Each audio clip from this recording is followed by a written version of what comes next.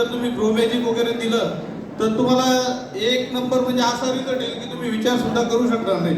मी देवगाव गावामध्ये दिलं होतं सुमित पाटील सरांना. साधारणतः मक्याच्या 4 बॅगा होत्या. 4 बॅगांना त्यांना मक्का आलेला 132 क्विंटल मक्का आला त्यांना 4 बॅगांना. एक नंबर रिझल्ट आलेला आहे. आणि अजून एक दुसरा एक किस्सा सांगतो. माझा बिअरवा परमेट्रू बिअरवर आहे. तिथं एक दिवशी असं घडलं, आमच्या इथे एक बाबा आले XYZ, मी त्यांचं नाव नाही घेऊ शकत. ते अचानक आले आणि मला एक बियर देऊन दे म्हणे. ते बियर म्हटलं काय झालं असं, तुम्ही सकाळी सकाळी का आले? ते म्हणे मी 2 एकर मक्का लावलेला आहे आणि तो पूर्ण खराब होऊन गेला, मला रोटा मारायचा आहे. मी ती बियर जशी त्याच्या हातातनं घेतली आणि वापस माझ्या फ्रीजमध्ये ठेवली. त्यांना म्हटलं चला मी तुमच्या शेतात येतो. आणि त्या क्षणी मी ते तसंच ठेवलं आणि त्याच्या शेतात गेलो. रोटा मारण्यासाठी ट्रॅक्टर आलेलं होतं.